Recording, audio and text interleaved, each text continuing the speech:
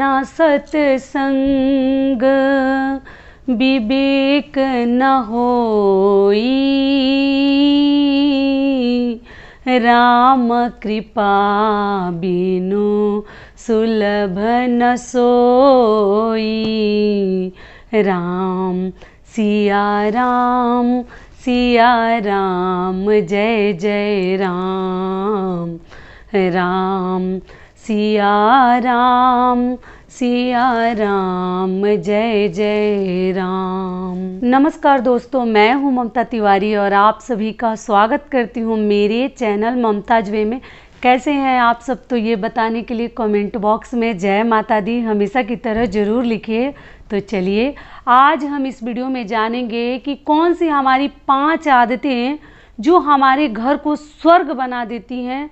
तो उन 5 आदतों को हमें ज़रूर अपनाने चाहिए, वो 5 कार्य हमें अवश्य करने चाहिए अगर आप चाहते हैं कि आपका घर जो है स्वर्ग बनकर रहे, नर्क ना बने। तो इसके लिए ये 5 कार्य आपको ज़रूर करने चाहिए। तो इसी के ऊपर आज का हमारा वीडियो है। इससे पहले दोस्तों, अगर आपको मेरा वीडियो पसंद आता है तो प्लीज़ आप मेरे चैनल को सब्सक्राइब कर दीजिएगा, बेल आइकन को प्रेस कर दीजिएगा, जिससे मेरे वीडियो के नए नोटिफिकेशन आप लोगों के पास सबसे पहले पहुँचे। तो चलिए शुरू करते हैं कि वो कौन सी 5 आदतें हैं जो हमारे घर को मतलब स्वर्ग से भी सुंदर बना देते हैं। तो सबसे पहले हमें ध्यान रखनी चाहिए, सबसे पहली जो आदत है, बात है, कार्य है, जो ही कह लीजिए कि देखिए, ऐसा कहा जाता है ना कि दुख में तो सभी भगवान को याद करते हैं, सुख में लोग भूल जाते हैं। अपने ऐशो आराम में लोग इतने ज़्यादा मतलब अपने में बिजी हो जाते हैं ना, व्यस्त हो जाते हैं ना, कि भगवान के लिए 2 मिनट टाइम नहीं निकालते हैं। तो इसीलिए कहा जाता है ना कि दुख में सुमिरन सब करें, सुख में करे न कोई, जो सुख में सुमिरन करे, दुख काहे को होए रे भाई, दुख काहे को होए। तो यही बात है, कबीर दास जी का ये जो दोहा था, ये मैं आपको सुना दी कि दुख में सभी भगवान को याद करते हैं। जब हम फंस जाते हैं, कहीं स्टक हो जाते हैं, तो दौड़ के मंदिरों में जाते हैं, भगवान के सामने जाकर माथा टेकते हैं, सर पटकते हैं कि हे भगवान, इस मुसीबत से, इस परेशानी से हमें उबारिए, हमें बाहर निकालिए। लेकिन जब वही आप सुख में रहते हैं, सुखी रहते हैं, आपका जीवन बड़े अच्छे से मतलब आगे चल रहा है, घर में कहीं कोई कमी नहीं है, तो हम सभी तो नहीं करते, मैं सबके लिए देखिए हर वीडियो नहीं मतलब बनाती हूँ, ऐसा नहीं है। जो करते हैं उनके लिए बता दे रही हूँ, कभी कहना भूल जाऊँ तो ये मत सोचिएगा कि मैं सबके लिए कह रही हूँ। लेकिन जो ऐसा करते हैं वो थोड़ा ध्यान रखेंगे कि जैसे सुख आ जाता है ना, तो हम भगवान को भूल जाते हैं। तब हम 9 बजे सोकर उठते हैं, फिर भगवान को कौन याद करने जाए, उनका नाम कौन लेने जाए, भगवान को स्मरण करना ही हम छोड़ देते हैं।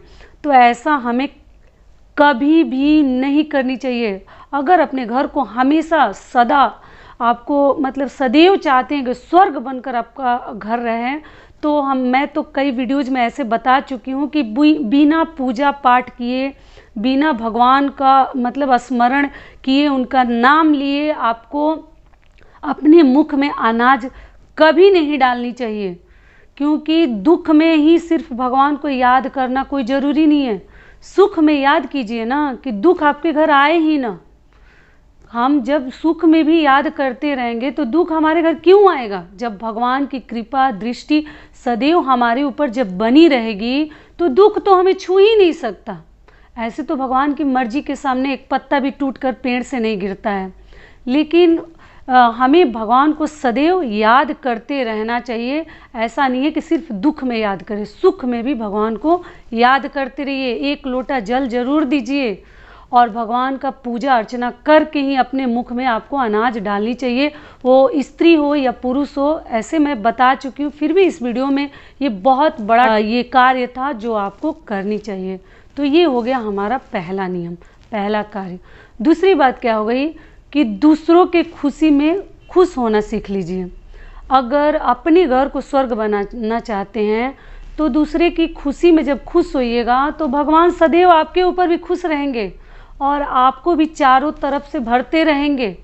तो इसलिए कभी भी ऐसा नहीं है कि बस हमारी ही खुशी आए तो हम उसमें खुश रहें। दूसरे का बच्चे का मतलब कुछ अच्छा हुआ है तो वो भी, कई लोग हैं ना, सुनना नहीं चाहते हैं। उनका बच्चा इस चीज़ में टॉप किया है, ये एग्ज़ाम मतलब क्लियर किया है, ऐसे पास किया है, अव्वल हुआ है, कई लोग हैं ना उनको सुनने में भी पेन होता है, कानों में दर्द होने लगता है। तो ऐसा हमें नहीं होना चाहिए। अगर अपने घर में सुख समृद्धि चाहते हैं तो दूसरों की खुशी में खुश होना सबसे पहले सीख लीजिए। तो देखिए ना, एक तो आपको कितना सुकून मिलेगा और जैसे लगता है ना किसी के हित के लिए कुछ कर रहे हैं। ऐसा नहीं कि सिर्फ अपनी भलाई सोच रहे हैं और दूसरों की भलाई करना तो बहुत दूर की बात है, हम सुनना भी नहीं चाहते हैं। तो ऐसे आपका घर क्या स्वर्ग बनेगा? क्या भगवान आपको खुश रखेंगे? कोई ऐसा नहीं है कि आपको धन संपत्ति आपके घर में भरते जाएंगे। हमारे ही स्वभाव से हमारे घर में सुख समृद्धि भी आती है और हमारे स्वभाव के कारण ही हमारे घर में दुख भी आते हैं। तो इसलिए दूसरों की खुशी में खुश होना सीख लीजिए। तो आपसे महान व्यक्ति दुनिया में कोई नहीं है जो दूसरों, अपनी खुशी में तो दुनिया खुश होती है, दूसरों की खुशी में थोड़ा अपनी खुशी भी ढूंढ लीजिए। ठीक है, तो ये हो गया हमारा दूसरा नियम। तीसरी बात क्या हो गई कि हमेशा मुस्कुराते रहिए। वो घर देखिए ना, ऐसे तो आप लोग बोलेंगे कि ये परेशानी है तो कैसे मुस्कुराएं, लेकिन उसमें भी ऐसा नहीं कि परेशानी है तो किसी को झुंझुला के बोल दे, किसी को डांट दें, किसी बच्चों को पीट दें पकड़ के। गुस्सा तो आता है, देखिए ये तो स्वाभाविक है। जब घर में परेशानी रहती है, कष्ट रहता है तो ना किसी से मीठा बोलने का दिल करता है, आदमी मायूस गुमसुम सा रहता है, किसी से कुछ बोलता हंसता नहीं है। लेकिन आदमी वही होता है जो दुख में भी मुस्कुराते रहे। सुख में तो दुनिया खुश रहती है, लेकिन सुख और दुख तो दोनों भगवान ही देते हैं। तो भगवान कभी कभी हमारा परीक्षा भी लेते हैं कि हम दुख में कैसे अपने आप को एडजस्ट कर रहे हैं, कैसे अपने आप को भगवान के सामने मतलब हम पेश कर रहे हैं कि हम दुख में क्या हम दुख में मतलब ऐसे बन जाते हैं ना कि जैसे लगता है कि निराशा, जितने सुख किए उसको तो भूल ही जाते हैं। लेकिन 2 दिन के लिए अगर दुख की घड़ी आ जाए तो हम घबरा जाते हैं, पूरे जो बोलते हैं ना हमारे लैंग्वेज में देह छोड़ देना, वैसे आपको नहीं छोड़नी चाहिए। भगवान पे भरोसा रखिए ना, दुख आया है तो वो कट जाएगा संकट। मुस्कुराते रहिए, वो घर भी आपका स्वर्ग से सुंदर हो जाता है केवल आपकी एक छोटी सी स्माइल से, छोटी सी मुस्कुराहट से। तो इसलिए अगर घर को स्वर्ग बनाना चाहते हैं तो स्त्री हो पुरुष हो कोई भी हो, मुस्कुराना थोड़ा सा सीख लीजिए। मैं हर वीडियो में बोलती हूँ कि जहाँ कहीं भी रहिए खूब खुश रहिए। तो देखिए ना, आपका घर ऐसे ही मतलब आपको पॉजिटिव एनर्जी फील होगा अगर आप मुस्कुराते रहते हैं दुख में भी। तो ठीक है, तो ये हो गया हमारा तीसरा नियम और तीसरा कार्य। चौथी बात क्या हो गई कि देखिए, ऐसा कहा जाता है ना कि मतलब मैं तो ऐसे बता चुकी हूँ कि कभी भी जिस घर में ना भगवान का नाम लिया जाए, आरती वगैरह, जितनी मतलब महिलाएं हैं ना, महिलाओं को तो घर का लक्ष्मी कहा जाता है। मैं तो पुरुष लोगों से बोलती भी हूँ कि अगर आप अपने घर की लक्ष्मी जी का आदर करते हैं ना तो आपके घर में मतलब परेशानी और संकट तो छू भी नहीं सकता। तो इसलिए अपने घर की अर्धांगिनी आपकी जो है लक्ष्मी जी को थोड़ा सा आदर कीजिए। और वो लक्ष्मी अगर भगवान का शाम को अगर आप अपने घर में, दीपक तो सबके घर जलता होगा, तो दीपक तो जलानी है, साथ में कम से कम एक आरती का किताब आपको रखनी चाहिए। सबको देखिए आता नहीं है, ऐसा नहीं है कि सभी हर चीज़ में परिपूर्ण है, अव्वल है, सब कुछ आता ही है, सबको याद नहीं है। लेकिन एक आरती की पुस्तक आती है, आरती संग्रह, वो खरीद करना, उसमें से कम 2-4 आरती आपको रोज़ शाम को घंटी के साथ, शंखनाद के साथ अपने घर में आपको ज़रूर गानी चाहिए। देखिए, बच्चे अगर साथ दें तो बच्चों को भी ले लीजिए, हस्बैंड वाइफ साथ में। आपको ना आरती गाने से ना घर में एक तो पॉजिटिव एनर्जी फील भी होता है और घर का जो माहौल है ना वो पूरी तरह माहौल चेंज हो जाता है। तो इसलिए मतलब रोज़ प्रतिदिन अपने घर में आरती जरूर गाइए। कहा जाता है ना कि जहाँ धन वहाँ धर्म, धन जहाँ रहता है ना वहाँ धर्म भी लोग करते हैं, और जहाँ धन नहीं है वहाँ धर्म भी लोग सोचते हैं कि क्या करें, भगवान जब कुछ दे ही नहीं रहे हैं तो धर्म करने का भी मन नहीं करता।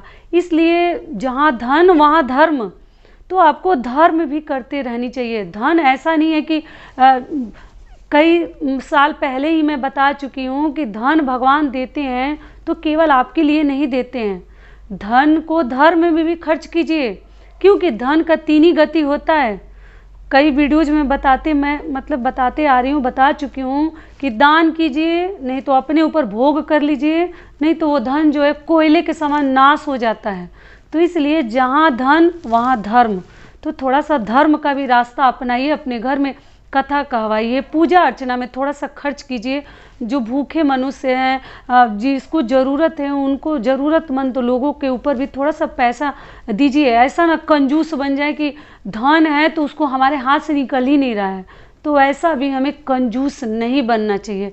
नहीं है तब तो चलो ठीक है, नहीं है तो बेचारे कहाँ से देंगे, लेकिन हर चीज़ रहते हुए आप रोते रहिए और किसी को 1 फूटी कौड़ी उसमें से निकाल के ना दीजिए, तो वो आपका घर तो स्वर्ग क्या बनेगा, वो नर्क के समान हो जाता है। तो धन में से थोड़ा सा धर्म भी कीजिए, ठीक है। तो ये हो गया हमारा चौथा नियम।